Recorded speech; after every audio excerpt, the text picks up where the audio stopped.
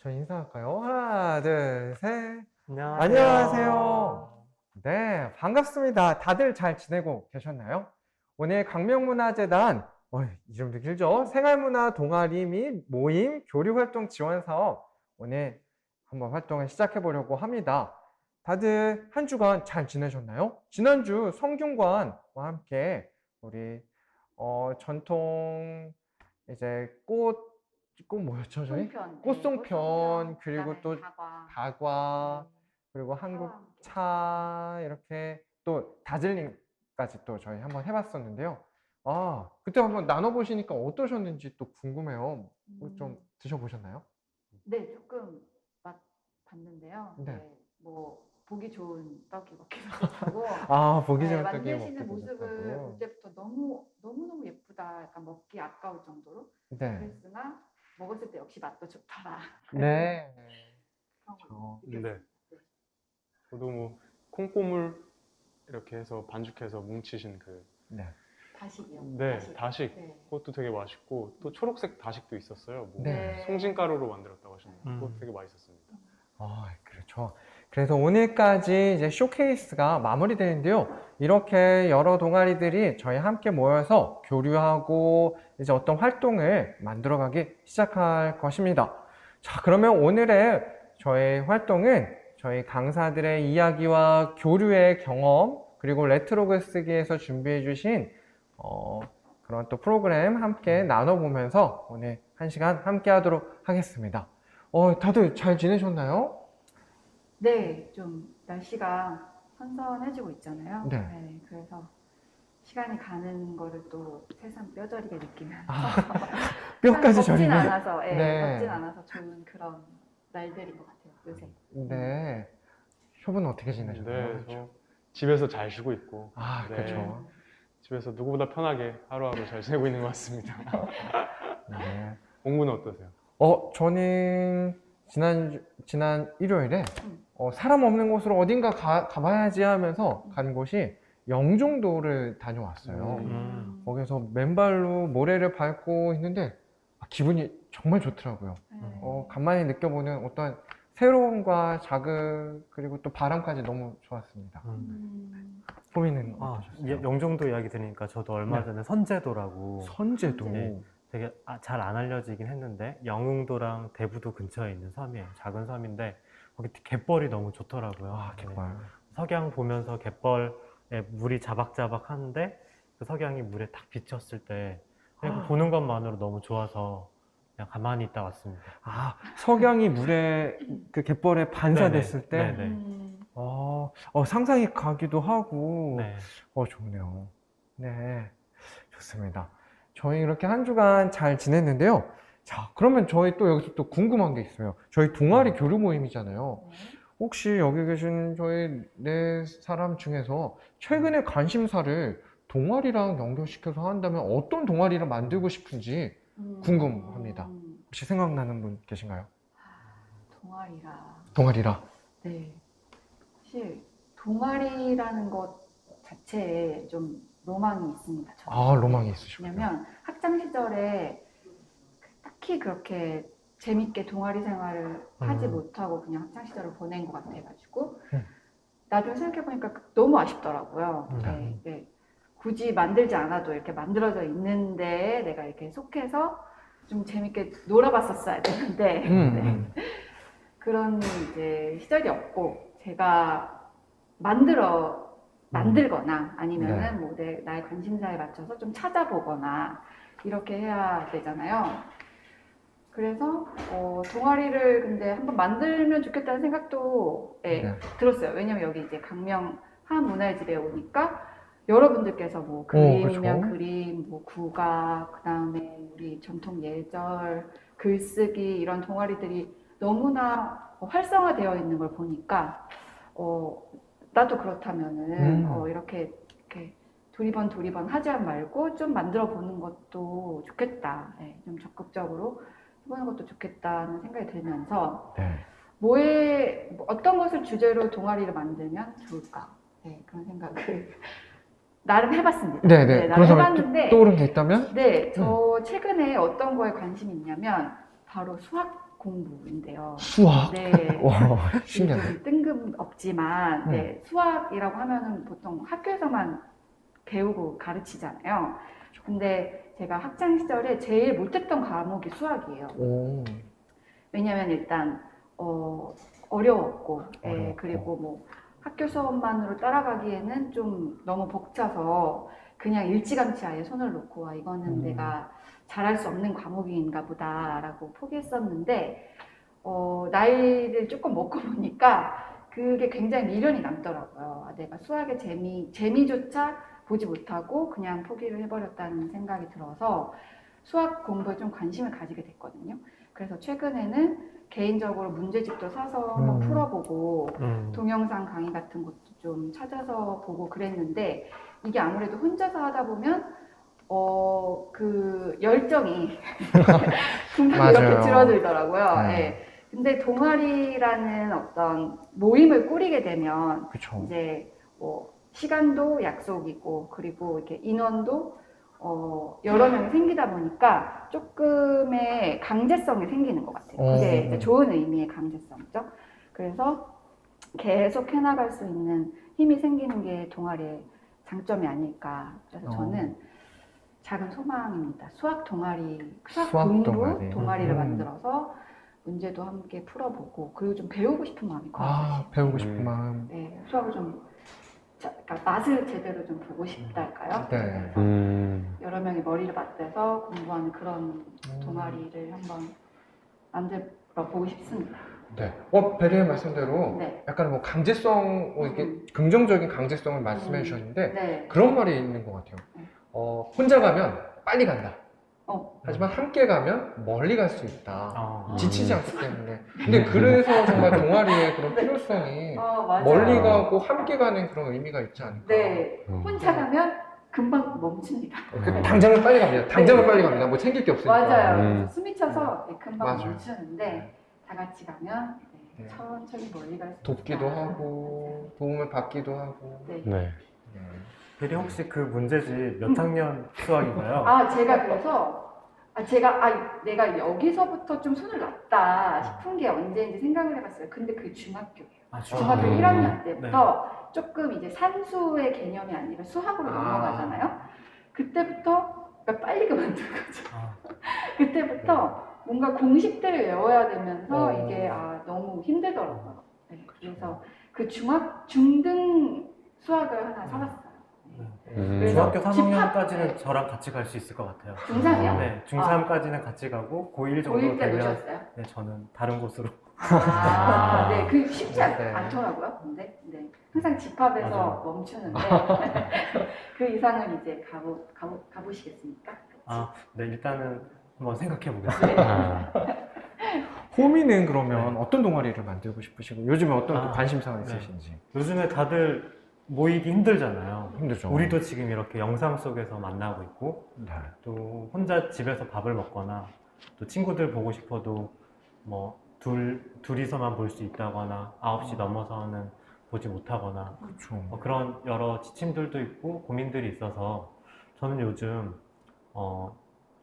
6시 이전에 한 4명 정도가 차를 하나 빌려가지고 네네네 네. 자동차를 하나 빌려서 그냥 그날 가고 싶은 목적지를 찍고 그냥 드라이브하는 동아리를 만들면 좋지 않을까. 그러니까 뭐 4명이 한 차 안에서 두런두런 이야기 나누고 또 그 차 안에 아무튼 4명이 고립되어 있기 때문에 크게 다른 사람들한테 영향을 주지 않을 수도 있을 것 같고 그래서 차 안에서 이야기 나누다 보면 뭐 지나가는 도시 풍경, 뭐 나무, 산 그런 거 보면서 좀 이야기 많이 나눌 수 있을 것 같아서 드라이브 동아리를 드라이브 동아리. 네네. 그쵸. 또 이게 마주 앉아서 하는 이야기도 좋지만 네네. 드라이브는 정말 풍경을 보고 하기 때문에 네네. 정말 툭툭 이야기 쉽게 네. 던질 수 있을 것만 같아요. 맞아요. 최근에 제가 뭐 그 친구들, 팀원들이랑 같이 강화도 갔다 온 적이 있는데 네. 석양이 이렇게 막 질 때쯤에 옆에 구름 봐. 뭐 이렇게 하면서 같은 풍경을 본다거나 그런 대화의 순간들이 너무 좋았었어요. 풍경을 보거나 대화의 순간들이 좋았다. 좋습니다. 그러면 혹시 또 그런 게 있으세요? 네, 저 근황 말씀드렸잖아요. 집에서 하루하루 잘 있는데요. 그러다 보니까 여러분들 동아리 교류 모임 여러분들 저희 보고 계신 것처럼 저 집에서 유튜브 많이 보거든요. 그래서 유튜브 볼 때 제가 할 수 없는 것들을 자주 봐요. 제가 단 걸 잘 못 먹어요. 뭐 초코 케이크라던가 이런 거 한 입 먹을 땐 되게 좋은데 그 다음부터는 저한테 너무 다니까 써서 못 먹겠더라고요. 오히려 너무 달아서. 그래서 다른 분들이 빵 만들고 케이크 만들고 막 먹는 거 많이 보는데 그런 거 보니까 제빵 동아리 좀 하고 싶더라고요. 그래서 제빵 동아리 해서 마들렌, 머핀 뭐 그런 것부터 해가지고 초코 케이크도 만들고 해서 같이 나눠 먹고 집에도 좀 가져오고 그러고 싶네요. 네, 그래서 제빵 동아리가 조금 관심이 있습니다. 약간 비용이 많이 드는 동아리였어요. 아, 오븐. 그런가요? 네, 그쵸. 아, 부엌이 네. 있어야 되고 그러면은 소정의 회비가 각종 계량 도구와 아하. 재료. 그렇구나. 이게 보는 거랑 좀 다르네요. 다르죠. 유튜브 볼 때는 요즘에 공유부엌 같은 게 있다고 맞아요. 하던데요. 네, 맞습니다. 그런 거 아. 이용해도 좋잖아요. 네, 그러면은 뭐 공간을 대여해서 네, 좋은 분들과 함께 네, 맛있는 빵 만들고 싶습니다. 네. 정말 뭐 네. 몽구는 어떤 동아리 하고 싶으세요? 저는 요즘에 코로나다 보니까 음식을 뭐 배달시키기도 하고, 그 다음에 또 뭐 이제 가서 사면 되는 걸 또 자꾸 이렇게 사게 되잖아요. 그러다 보니까 어떤 쓰레기가 많은지 보니까 플라스틱이 정말 많더라고요. 아, 이거 플라스틱 이거 썩지도 않는다는데 이거 어떻게 하면 좋을까 하다가 만약 이 플라스틱을 재활용해서 악기로 뭔가 만들 수 있으면 얼마나 좋을까 하는 생각을 해봤어요. 그래서 버려지는 플라스틱을 모아서 그거를 이제 악기로 만드는 그런 동아리를 한번 만들어봤으면 좋겠다라는 생각을 했어요. 그래서 최근에 공장하는 친구한테 물어봤어요. 근데 생각보다 쉽진 않지만 그 어떤 해결책을 뭐 세상에 쉬울 게 어디 있겠어요. 그래서 어떤 방안들을 생각해 보고 있습니다. 네. 네. 지구에도 도움이 되고 그죠. 네. 즐거움을 나눌 수 있는 그런 동아리. 그렇다면 혹시 우리 이 하문화이즈 함께 모인 동아리들과 협업을 한다면 어떤 동아리랑 조인해보고 싶으신가요? 교류해보고 싶으신가요? 베리부터? 저부터요? 네. 잠깐만요. 생각할 시간이 좀 필요한데, 저는 제가 수학 동아리 하고 싶다고 말씀드렸잖아요.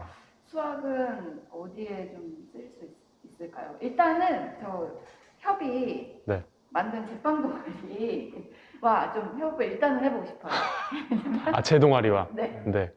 예, 저는 일단 단 네. 걸 굉장히 좋아합니다. 아, 이제 만드시고 나면 생기잖아요, 음식이. 네. 그러면 네. 그걸 먹고, 그리고 저희는 어떤 그 네. 계량을 하는 데 있어서 아. 수학적 지식이랄까? 네. 아니면 그런 것들을 네. 뭐 좀 도움을 드리겠습니다. 아, 계량적인 부분에 네, 대해서. 어떠세요? 아, 네. 그래서 네. 그 성균관 저번 주에 보니까 네. 송편이랑 이런 거를 만드실 때 물론 이제 우리 어머님들은 그냥 막 이렇게 아무렇게나 넣어도 맛있게 되고 간이 왔지만 저희 수학 동아리가 조금 수혜. 네, 좀 더 치수화된 네. 네, 정말. 그런 도움을 좀 드릴 수 있지 않을까? 오. 네, 그런 식의 교류도 가능하지 않을까 네.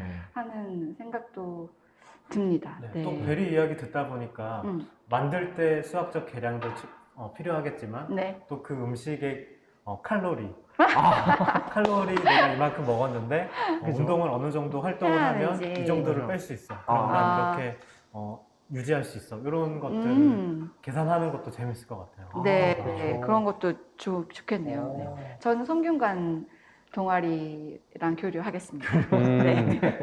그러면은 네, 그 업사이클링 그죠? 네, 네.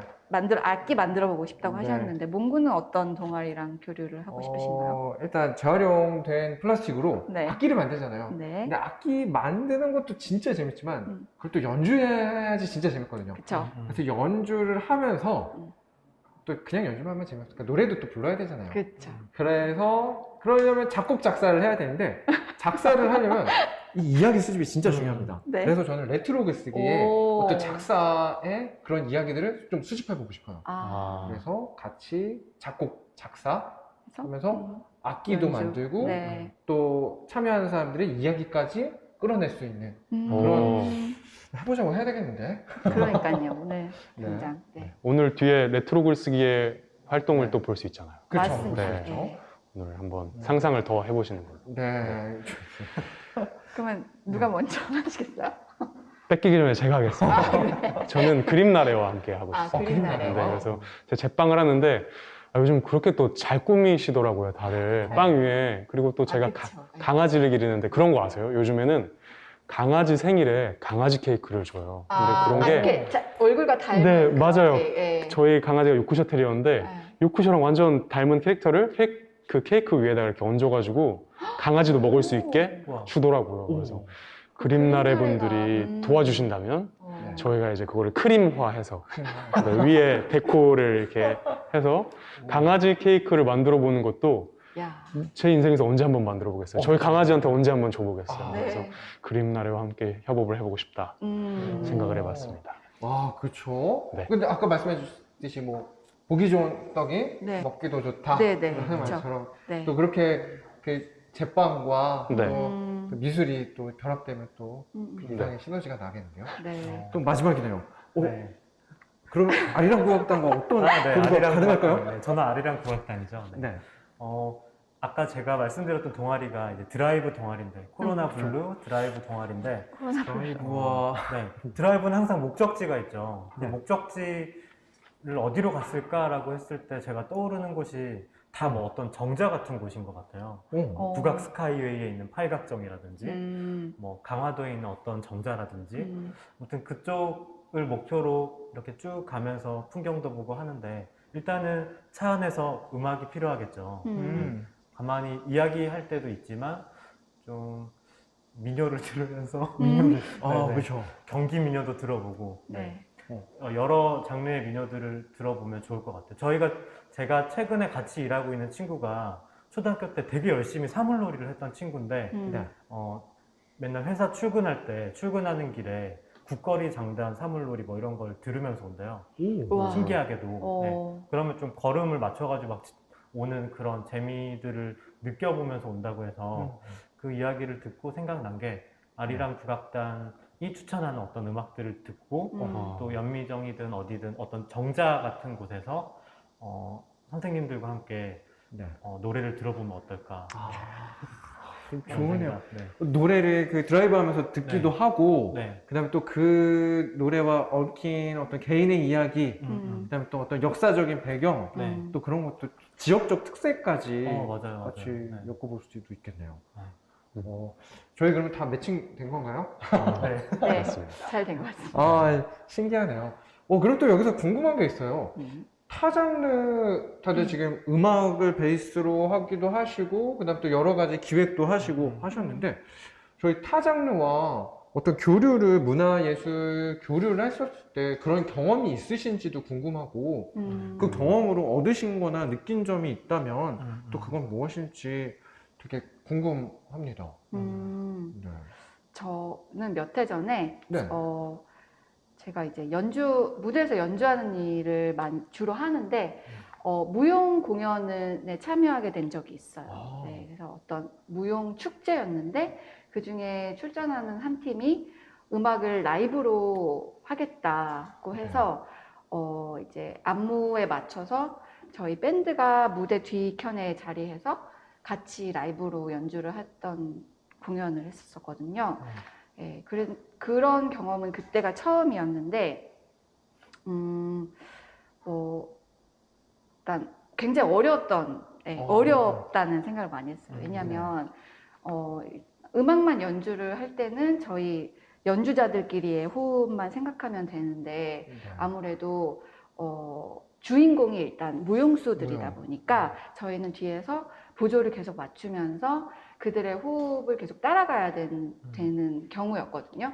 그래서 그런 경험도 처음이었고, 그리고 이제 음악도 그렇고 무용도 그렇고 시간에 따라 흘러가잖아요. 네, 그렇다면은 그 안에서 박자를 리듬을 타는 건데 약간 다르더라고요. 춤을 추는 분들이 타는 박자와 어. 음악 연주하는 사람들이 타는 박자가 다르다는 걸 그때 처음 알게 됐어요. 그래서 저희는 그냥 그러니까 일정한 템포에 맞춰서 리듬감을 만들어낸다면 그분들은 그때그때 다른 박자가 계속 생겨난달까? 그렇더라고요. 그래서 약간 이렇게 좀 음악이 쭉 간다기보다 약간 이렇게 한 덩어리 한 덩어리 한 덩어리마다 새로운 호흡을 계속 해야 되는 거더라고요. 그래서 연습을 할 때도 약간 매번 다르기도 하고, 예. 그리고 굉장히 집중을 해야 되고 그런 경험이었습니다. 그래서 물론 그냥 안 해봤던 경험이어서 굉장히 즐겁기도 했고, 그리고 새로운 경험이다 보니까 또 배우는 게 있었어요. 그래서 그냥 우리가 앞으로 음악을 할 때도 이런 무용수들의 호흡을 좀 이용해서 음악에 좀 적용을 해서 해본다면 좀 색다른 공연이나 그런 내용을 담을 수도 있겠다, 이런 걸 알게 됐죠. 근데 무용수들 가까이서 보니까 정말 멋있더라고요. 네. 일단 몸이 자체가 그냥 이렇게 서 계시기만 해도, 아니면 그냥 이렇게 앉아 계시기만 해도 뭔가 이야기를 하고 있는 것 같고, 그냥 우리는 이렇게 표정으로만 얘기한다면 그분들은 몸 전체에서 어떤 기운이 나오는 그런 거를 가까이서 볼 수 있어서 정말 즐거운 경험이었어요. 또 한 번 해보고 싶은 그런 경험. 정말 그 문화와 생활, 어떤 예술이 생활 그리고 몸에 녹아있기 때문에 네. 그렇게 몸에서 그렇게 말을 하듯이 네네네. 뭐가 보여지는 게 아닐까 네. 싶네요. 약간, 네. 그리고 뭐 꼭 주인공이지 않더라도 무대에서 어떤 큰 호흡을 함께 이렇게 안 보이는 곳에서 이끌어가는 그런 것들도 굉장히 중요한 작업이구나. 그래서 뭐 여기 이제 촬영하시는 분들도 계시지만 이렇게 눈에 꼭 보이지 않는 곳에서도 이렇게 함께 어떤 컨텐츠를 만들어가는 그런 분들의 역할도 굉장히 중요하다. 네. 눈에 보이지 많이, 않지만 함께 만들어가는 네, 중요하다. 그런 거를 알게 됐던 경험이었죠. 네. 네. 호미는 네. 어떠세요? 그런 경험 있으신가요? 베리 이야기 또 듣다 보니까 떠오르는 게, 제가 한 4년 정도 전에 경기도 안성에 되게 다양한 장르 예술가들과 또 뭐 초등학교, 중학교, 고등학교 학생들 엄청 데리고 캠프를 한 2박 3일 동안 진행한 적이 있거든요. 네. 근데 그때 장르가 너무 다양했어요. 도예 하시는 도예가, 도예, 네, 사진 작가, 사진 작가, 또 미술관 큐레이터분, 네, 그리고 음악 하시는 분, 즉흥극 하시는, 연극 하시는 분. 네. 그래서 그런 다양한 예술가들이 중학생, 뭐 초등학생들이랑 같이 만나가지고 2박 3일 동안 이 예술의 장르는 어떻게 생활을 하는지, 어떻게 생각을 하고, 어떻게 자연이나 현상을 바라보는지, 그런 것들을 조금씩 배우고 나서 나중에 끝날 때쯤에는 다양한 장르에서 경험한 것들이 융합되어서 이렇게 딱 자기의 작품으로 전시되는 그런 작업이었어요. 작품이 만들어지는 게 목표가 네네네. 됐네요. 그래서 끝나기 전에 딱 뭔가 자기만의 관점을 담은 작품으로 만드는 거였는데, 그때 제가 배울 수 있었던 거, 그리고 어려웠던 지점이 있는데, 어려웠던 지점은 그런 거였던 것 같아요. 너무 다양한 장르다 보니까 아까 베리가 말씀하신 것처럼 음악과 몸짓하는 사람의 가지고 있는 박자 감각들이 다른다거나, 마찬가지로 도예가와 또 음악, 뭐 사진 작가와 큐레이팅하는 관점, 그런 것들이 또 되게 다른 거잖아요.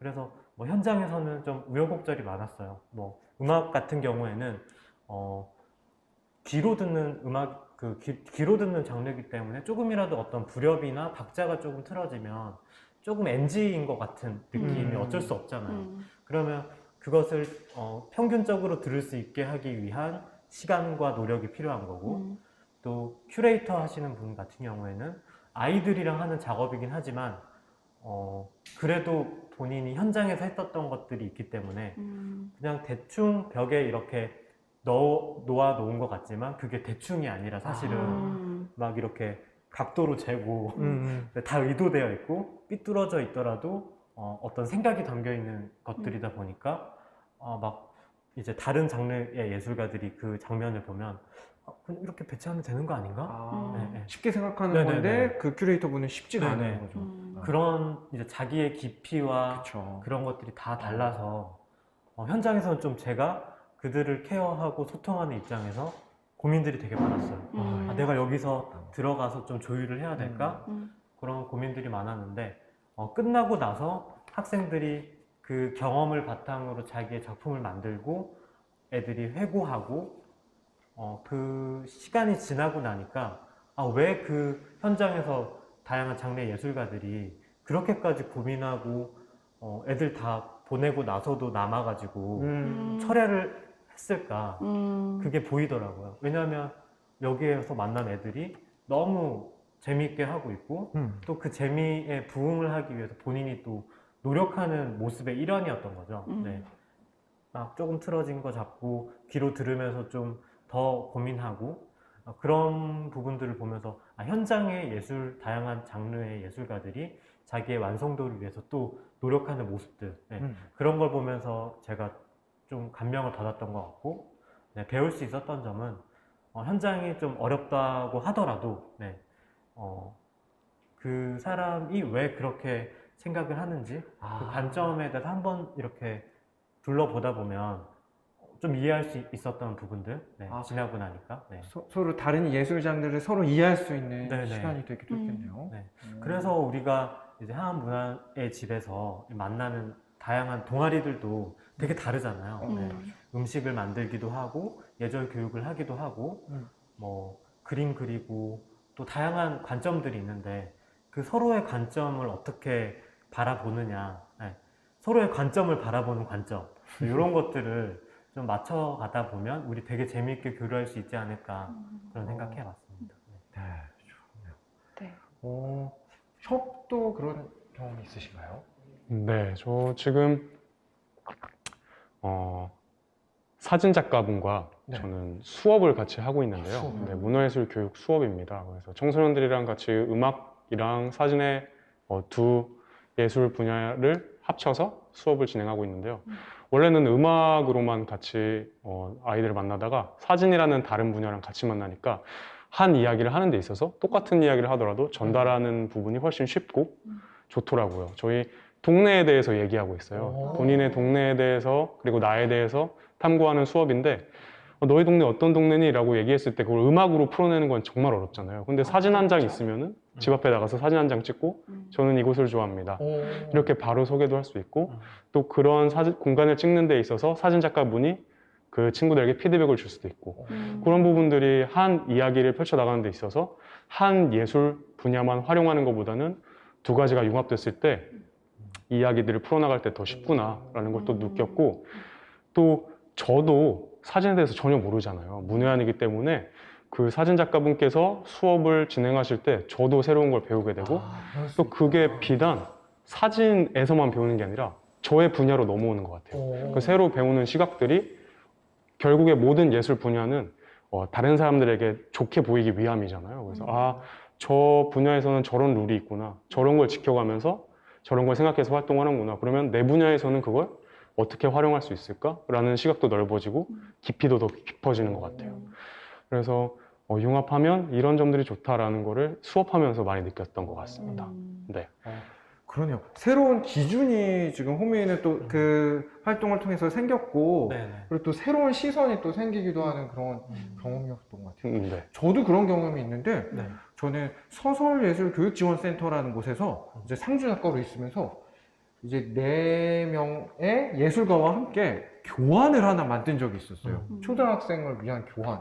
근데 그때 함께 하셨던 분들이 무용, 그리고 시각예술, 그리고 이제 전래 동화, 이야기 하시는 분, 그리고 저까지 해서 음악 4명이었는데 너무 재밌을 것 같은 거예요. 그래서 진짜 잘해봐야지 했는데 만나는 첫날부터 와 진짜 이거 너무 힘든 거예요. 각자 이제 각자의 장르가 있고 그러다 보니까 살아온 또 그게 다르고 어떤 현상을 바라보는 것도 다르고 그걸 또 이제 표현해서 어떤 교환으로 만들어내는 것도 더 다르고 그래서 너무 힘들고 스트레스도 받고 하는데 어떻게 했어요? 1년 동안 저희 함께 해야 되잖아요. 그래서 네. 계속 서로에 대한 이야기들 하고 그다음에 또 개발하고 또 새로운 기준, 새로운 시선으로 계속 어떻게 하면 안을 수 있을까 서로 이야기하면서 했는데 저는 거기에서 이제 세 가지를 느꼈어요. 첫 번째, 시간. 시간이 진짜 중요하구나. 우리 시간을 함께 보내고 그 시간 동안 어떤 새로운 것을 흡수하고 이야기하는 시간이 진짜 중요하다. 그래서 시간을 함께 보내는 게 진짜 중요하겠다. 그렇죠. 그 나중에 좀 많이 배웠거든요. 시간 진짜 중요하다. 그리고 또 배운 거는 노력. 시간만 그냥 지난다고 해서 뭔가 되는 건 아니잖아요. 서로 어떤 품을 수 있는 노력, 이해하려는 마음, 어떤 그런 것들이 필요한데 노력이 있었던 것 같고 그 다음에 세 번째 진짜 배운 것 중에 하나는 끈. 저희 그 TA가 그 상주 작가가 끝나고 나서도 계속 그 끈을 잡고 있거든요. 네네. 서로 어떻게 지내시는지 나중에 결혼하시면 청첩장을 보내주기도 하시고 그 다음에 뭐 SNS로 좋아요만 눌러주기도 하면서 어떤 그 시간들이 새로운 끈, 그 다음에 또 새로운 기준, 새로운 시선을 주지 않았나 그런 생각을 했어요. 그래서 그때 그 교류의 시간들이 저에게도 많이 성장할 수 있고 네. 도움이 되었던 것 같습니다. 그러니까 지금 네 분의 이야기를 들으니까 드는 생각이 그 교류라는 거 또는 타 장르와의 만남이라는 게 항상 해보기 전에는 정말 알 수가 없는 것 같아요. 네. 예, 이게 과연 어떻게 섞일 수 있을지, 어떤 그림이 그려질지, 어떤 막연한 기대감이 있기도 하고 두려움이 있기도 한데 이게 진짜 만나서 함께 시간을 보내봐야 예측하지 못한 결과물을 항상 만나게 되는 것 이 얘기 같고요. 꼭 결혼과 같은 거 아닐까요? 결혼하기 그렇죠. 전에는 그렇죠, 그렇죠. 네. 물론, 사는 건 정말 다른데, 동아리의 예술 교류도 정말 마찬가지인 것 같아요. 이게 다 사람이 하는 일이기 때문에 어떤 시너지를 이렇게 생겨나게 할지는 직접 겪어봐야 아는 것이다. 정말 화학작용이네요. 화학작용이 되려면 온도, 그 다음에 비율, 그리고 또 뭐 시간 등등이 중요하잖아요. 네. 그런 것들처럼 교류에도 그런 화학작용처럼 네. 그 어떤 그런 조건들, 네. 그리고 또 노력들이 필요하지 않을까 맞습니다. 그렇게 생각을 해봅니다. 네. 저희 오늘 원래 레트로 글쓰기와 아리랑 국악단 함께해서 쇼케이스 진행하려고 하였는데요. 여러 사정 때문에 저희가 교류에 저희의 이야기를 나누기도 하고 그러고 있습니다. 저희 그러면 레트로 글쓰기에서 영상을 보내주셨다고 해요. 네. 그래서 저도 너무 궁금하고 지금 얼른 서둘러서 보고 싶은데요. 그러면 저희 레트로 글쓰기에서 보내주신 영상 활동 한번 보고 또 다시 저희 만나도록 해볼까 봐요. 네. 그러면 한번 보고 오겠습니다. 나의 작은 꽃에게 들려주는 시 목차를 보여드리겠습니다. 첫 번째는 글쓰기란 무엇인가에 대해 이야기하는 시간을 가지겠습니다. 두 번째는 오늘의 주제인 내 인생에서 가장 행복한 순간은 이라는 주제를 통하여 이야기를 나눠보겠습니다. 세 번째는 어머니라는 시라는 주제로 이야기를 하겠습니다. 네 번째는 최수임 선생님의 글과 시를 소개하겠습니다. 다섯 번째는 양정석 선생님 글과 시를 소개하겠습니다. 첫 번째 이야기. 글쓰기란 무엇인가? 우길 수만 있으면 시다. 김승일 시인은 시에 대해서 우길 수 있으면 모두 시라고 말했습니다. 글쓰기에 있어서 가장 중요한 건 의지보다 강력한 마음입니다. 나는 왜 글을 쓰고자 하나요? 여러분이 생각하는 글이란 무엇인가요? 하고 싶은 생각하면 글을 더 잘 쓸 수 있습니다. 그래서는 쓰고 싶은 것, 생각하고 싶은 것 전부를 할 수 있습니다. 네 번째는 생각나는 대로 쓰는 것입니다. 주제가 없을 때는 자유롭게 쓰고 싶은 글을 쓰시면 됩니다. 마지막으로 인생의 책을 쓸 수 있는 건 당신 인생의 이야기를 통해서 글이라는 세계를 만드는 방법입니다. 만약 누군가 여러분에게 내 인생에서 가장 행복했던 순간이 무엇이냐고 묻는다면 무슨 대답을 하실 건가요? 그때마다 저는 내가 가장 예뻤을 때라는 시를 떠올립니다. 그건 제가 가장 좋아하는 시기도 하고 유년에서 사춘기로 이어지는 성장통을 보여주기 때문에 공감 가는 시이기도 합니다. 내가 가장 예뻤을 때 여러분을 무엇을 하고 있었나요? 여러분들도 시인처럼 아픈 성장기를 경험해 보셨나요? 그렇다면 여러분들은 가장 예뻤을 때로 돌아간다면 어떤 느낌이 드실까요? 성장통을 겪은 한 소녀의 소설이 시인이 손으로 재창작한 시입니다. 이 시를 읽고 우리가 생각한 내가 가장 행복한 순간은 하고 떠올려 보는 건 어떨까요? 내가 가장 예뻤을 때 나는 바나나 파이를 먹었다. 겨울이면 나타나는 별자리 이름의 제과 회사에서 만든 것이었다. 질 나쁜 노란색의 누가 코팅 속에는 비누 거품같이 하얀 마시멜로가 들어있었다. 그 말랑하고 따뜻한 느낌, 달콤하고 옅은 바나나 향이 혀에 자꾸 들러붙었다. 내가 가장 예뻤을 때 나는 짝짝이 단화를 신고 다녔다. 연탄불에 말려 신던 단화는 아주 미세한 차이로 색이 달랐다. 아이보리와 흰색에 저만치 앞에서 보면 짝짝이라고 할 수도 없는 그런 단화. 아이보리색의 오른쪽 신발은 유알락스에 며칠이고 담가 놓아도 여전히 그런 색이었다. 내가 가장 예뻤을 때 봄은 할아버지 같았다. 해소천식을 몇 십 년 앓고 있는 할아버지의 방의 창호지는 봄만 되면 노랗게 노랗게. 개나리나 산수유꽃도 그렇게만 보였다. 할아버지는 봄만 되면 더욱 노란 가래를 뱉어내었고 할아버지의 타구를 비울 때는 자꾸 졸음이 쏟아졌다. 내가 가장 예뻤을 때 4월 하늘의 뿌연 바람은 아라비아의 왕이 보내는 줄로만 알았다. 모든 사막은 아라비아에서 시작해 내가 사는 마을로 왔다. 언젠간 나도 모래구덩이에 낙타처럼 죽을지 모른다는 생각에 밤새도록 리코더를 불고 싶었다. 내가 가장 예뻤을 때 나는 어두운 방의 하얀 테두리를 좋아하였다. 문을 닫으면 깜깜한 방의 문틈으로 들어오는 빛의 테두리. 창이 없는 그 방은 구판장 집을 지나 맞은 제 너머 큰 집의 건넌방이었는데 늘 비어 있었다. 할머니의 오래된 옷장과 검은 바탕의 야자수가 수놓아진 액자와 인켈 오디오가 있는 방이었다.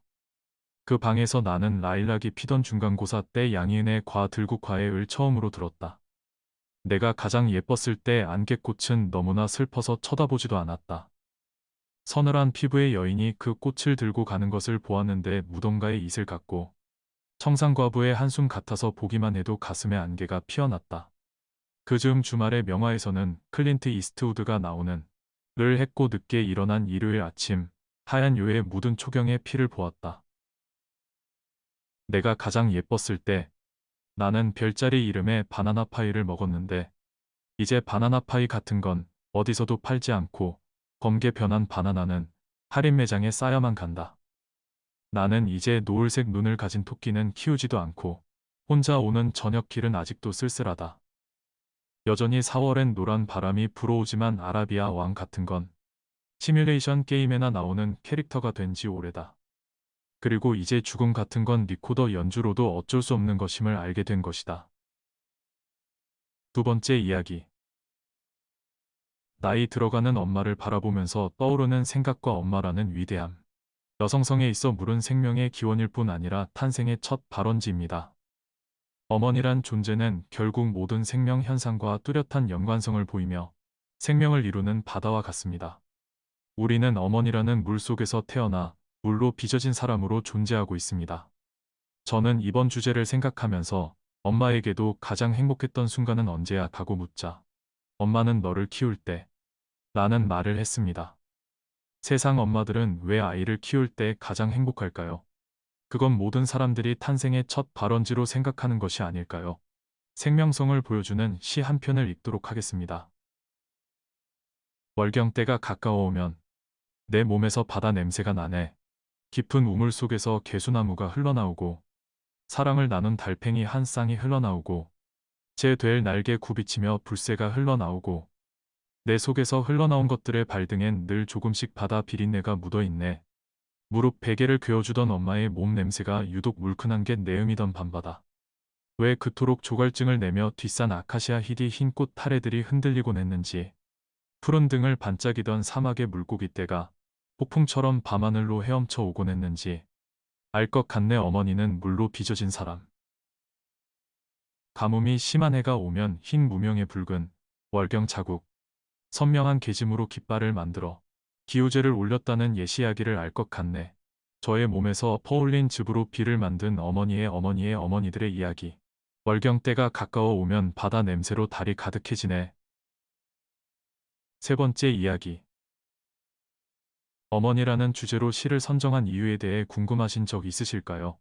동아리 활동 모임하는 선생님께 내 생애 가장 즐거운 날이라는 주제로 글을 짧게 써달라고 했습니다. 저는 동아리 선생님과 저희 어머니께 질문을 했고, 다들 공통적인 대답을 했습니다. 생명을 잉태하고 키웠던 순간을 이야기했습니다. 영화 아가씨의 대사에는 이런 대사가 있습니다. 여지껏 내 손으로 씻기고 입힌 것 중에 이만큼 이쁜 것이 있었나? 어머니가 된다는 것, 어머니가 되었다는 것. 그것은 내 생애 가장 즐거운 날을 일깨워주는 것이 아닌가 싶었습니다. 어머니라는 주제로 시를 선정한 이유에 대해 생각하며 최소임 선생님의 글을 각색하여 낭송하겠습니다. 2013년 8월 10일 잊을 수 없고 감동으로 피어나는 날. 첫 손녀딸의 울음소리에 가슴 조이던 멍이 녹아내리고 환희의 탄성으로 온 세상이 장식되었다. 유난히 짙은 긴 머리털과 움켜쥐고 있는 손은 우주를 향해 발을 버둥거리는 것과 같았다. 아이의 말 한다미가 우주가 내게 손짓하는 것처럼 느꼈다. 소연. 하얀 강보에 쌓인 내 품에 안겨 울음을 그친 소연은 내 생김새와 매우 닮았고 값진 보석이었다. 사람들이 손녀와 내가 닮아 외할머니인 내가 키워야 한다는 말에 웃어넘겼지만 그건 아이가 나를 닮아서가 아닌 아이가 나를 만나려고 이 세상에 태어났기 때문이다. 소연하고 부르면 온 우주가 꽃을 부르는 것처럼 들렸다. 저는 선생님의 글을 읽고 나태주 시인의 시가 떠올랐습니다. 같이 한번 낭송을 해보겠습니다. 끝끝내 나태주 시인, 너의 얼굴 바라봄이 반가움이다. 너의 목소리 들음이 고마움이다. 너의 눈빛 스침이 끝내 기쁨이다. 끝끝내 너의 숨소리 듣고 내 옆에 내가 있음이 그냥 행복이다. 이 세상 내가 살아있음이 나의 살아있음이고 존재 이유다. 네 번째 이야기. 제가 좋아하는 시 중에 소개를 못한 시가 있습니다. 어머니 촛불로 밥을 지으신다 라는 시를 쓴 정재학 시입니다. 상식적으로 촛불로 밥을 만드는 건 불가능합니다. 하지만 어머니는 아픈 아들을 대신하여 촛불로 밥을 지으십니다. 촛불은 꺼질 것 같지만 결국 타오르는 촛불은 희망입니다. 촛불 하나의 화력은 약하지만 촛불이 하나 둘 모이면 탐스러운 흰 쌀밥을 지을 수 있을 정도로 뜨거울 정도로 어머니의 사랑을 느낄 수 있는 시입니다. 생활 속 한지 양정석 선생님의 글을 보고 떠오른 시이며 양정석 선생님의 글과 함께 마지막 시를 읽어 나가도록 하겠습니다. 나에게 세상에서 태어나 가장 잘한 일이 뭐냐고 묻는다면 우리 아이 3명을 낳은 일이다.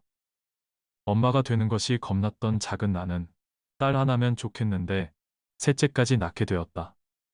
하지만 유독 순한 둘째와 셋째와는 다르게 첫째는 예민하고 키우기가 힘들었다. 직장 다닌다고 떼어놔도 울고 유치원 때는 조금만 늦게 데려가도 울고 배가 아파도 울었다. 고등학교 때는 방황도 하고 학교도 관두고 싶어하고 방학 때는 무기력하게 누워만 있으려고 했다. 내가 키운 것들 중에 안 아픈 손가락은 없었지만 유독 이 아이만 아프게 느껴졌다. 하지만 그렇게 아팠던 딸이 이제는 나이팅게일 선서식을 하고 있다. 촛불을 손에 들고 수줍으면서 초롱초롱한 눈으로 나를 바라볼 때 나는 감사한 마음에 눈물이 왈칵 쏟아졌다.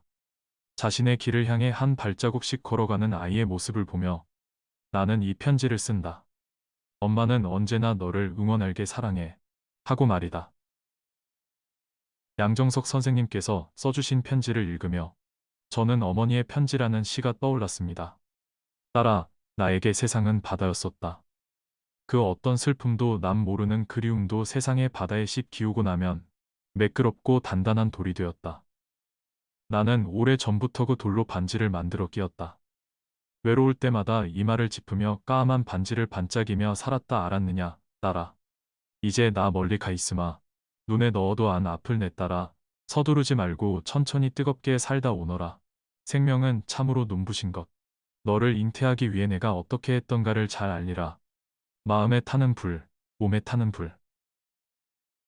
모두 태우거라.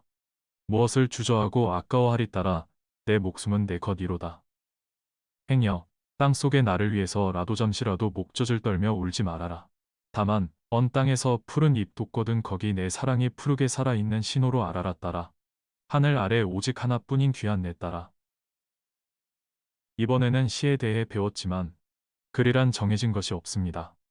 바로 여러분들이 한 권의 책이자 지금의 인생의 글입니다. 감사합니다. 네, 저 박수부터 먼저 칠까요? 와, 레트로 글쓰기에서 이렇게 글쓰기란 무엇인가에 대해서 또 말씀해 주시고 저희 동아리 다른 동아리 분들의 이야기를 수집해서 어떤 시와 매치시켜 주기도 하고 또 그걸 직접 이렇게 또 글로 풀어 주셨네요. 그럼 이거 보고 나니까 또 궁금해지는 게 있는데 선생님들은 만약에 쓰고 싶은 게 있다면 네. 아까도 글쓰기란 무엇인가 첫 번째 챕터에서 의지보다 강력한 마음 네. 좀 어떤 마음이 움직이는 그런 주제나 써보고 싶은 게 있으신가요? 저는 보다 보니까 이제 최수임님하고 양정식 선생님 이렇게 지금 말씀해 주셨잖아요. 그래서 손녀와 딸들에 대한 이야기인데 저도 지금 올해 6살 된 딸이 있는데 네. 이름이 라희예요. 라희 보고 있으면 진짜 얘 웃음이 전 너무 좋은 거예요. 저랑 닮아 있는 것 같기도 한데 또 처음 보는 웃음이기도 하고 그게 왜 웃긴지도 되게 궁금하고 또 그거에 대해서 그 웃음을 보고 있으면 시간이 어떻게 가는지 모르겠는 거예요. 그 부모의 마음은 딴 게 없는 것 같아요. 어떻게 하면 얘를 계속 웃을 수 있게 해줄까? 이 웃음을 어떻게 지켜줄 수 있을까? 이런 생각을 하면서 내가 만약에 글을 쓴다면 어떤 거 쓰고 싶을까? 제 마음은 어떤 거 움직이고 할까 하면은 저는 이제 제 딸 라희, 김라희에 대해서 한번 글을 써보고 싶다는 생각을 네. 방금 해봤어요. 네. 혹시 생각나시는? 저는 쭉 듣다 보니까 주제가 네. 또 어머니가 딸, 뭐 자녀들을 바라보는 시선들이 많이 담겨 있는 것 같아서 네. 저는 아직 자녀가 없지만 그 글을 보니까 부모님들에 대해서 생각을 하게 되더라고요. 그렇죠. 또 부모님의 부모님, 할머니들, 어. 손녀딸 이야기도 나왔지만 그래서 지금 생각해보면 부모님이랑 코로나 이후에 1년 동안 지금 못 보고 있어요. 네. 내려오지 말라고 하셔가지고 1년 동안 안 내려가니까 이번엔 내려오니? 라고 이제 물어보시는데 통화를 자주 하긴 하지만 이제 이렇게 밥 먹었냐, 잘 지내냐 이런 말보다 레트로 글쓰기가 이렇게 각색하고 소개해준 글을 보니까 네. 뭔가 편지를 써보면 좋겠다라는 생각이 들었어요. 편지. 네네. 어렸을 때 초등학교 때 부모님한테 뭐 쓰는 편지에서부터 또 군대에 가면 또 이상하게 편지를 많이 주고 받았던 것 같아요. 네. 그래서 그 순간들에 손편지를 주고 받았을 때 그 고민들, 감정들 그리고 꾹꾹 눌러서 그 연필로 써내려 나갈 때 그 시간들이 되게 소중했던 것 같은데 우리가 너무 스마트폰이나 이런 것들 많이 쓰다 보니까 또 그냥 언제든 연락할 수 있는 상황이기 때문에 글로 마음을 담아가지고 누군가한테 좀 보내보는 것 자체가 너무 희소해진 세상인 것 같아요. 네. 그래서 할머니 그리고 어머니한테 편지를 써보고 싶고요. 제가 최근에 강남의 어떤 대로를 지나가다가 어떤 팝업 스토어가 있어가지고 그냥 공짜로 뭔가를 써볼 수 있고 우표도 붙여줘가지고 어디에 우편을 배달해 준다는 거예요. 그래서 고민을 하다가 엄마한테 보낼까 누구한테 보낼까 고민을 하다가 할머니한테 보냈어요.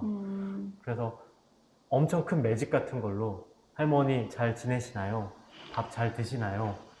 그냥 건강에 대한 간단한 인사와 즉석 카메라로 찍은 제 사진 그리고 뭐 스티커 이것저것 붙여가지고 이제 보내드렸는데 저희 할머니가 귀가 너무 안 좋으세요. 그러니까 통화를 하고 싶어도 통화로 좀 힘들고 또 코로나 때문에 많이 찾아뵙지도 못했는데 한 달 뒤에 그 편지를 받으시고 너무 좋다고 네, 전화를 주셨어요. 전화 주셔가지고 너무 고맙다고 하시고 또 제가 거기에 대해서 말씀을 드리면 또 못 알아들으시고 그런데 그 편지가 가진 힘, 네, 글씨로 꾹꾹 눌러 담아서 전하는 힘이 너무 좋아서 저는 편지를 써보고 싶다, 네, 그런 생각을 하게 됐습니다. 네. 그렇군요. 오, 네. 네. 두 분은 또 어떤 글 써보고 싶은 게 있으신가요? 네, 저는 누구의 아빠가 돼본 적이 아직 없기 때문에 네, 제가 아들이었던 적밖에 없기 때문에 엄마에 대해서 쓰고 싶습니다. 엄마의 얘기를 자꾸 들었으니까 이제 아들 입장에서 엄마한테 쓰고 싶은데 저 이거 레트로 글쓰기에 글 쓰는 걸 들으면서 엄마를 생각하니까 갑자기 생활 속 한지가 떠올랐어요. 왜냐면은 레트로 글쓰기의 활동을 네. 지금 하고 엄마를 보다가? 생각하니까 네. 한지 생활 속 한지가 떠오르셨다. 네, 왜냐면은 제가 어렸을 때 굉장히 저 형 누나는 요구르트집 아들 딸이야, 뭐 미용실 아들 딸은 누구야, 이렇게 정말 작은 동네에 살았거든요. 일부러 어머님이 이런 동네에서 살아보고 싶다고 해서 마을 같은 개념의 곳에서 태어나서 자랐는데 어머님이 거기서 한문 선생님을 하셨어요. 그래서 붓글씨 가르쳐주고 한자 가르쳐주고 하는데 저는 너무 어리니까 이제 동네 형 누나들만 어머니한테 와서 한자 배우고 저랑 조금 놀아주다 가고 그랬었거든요.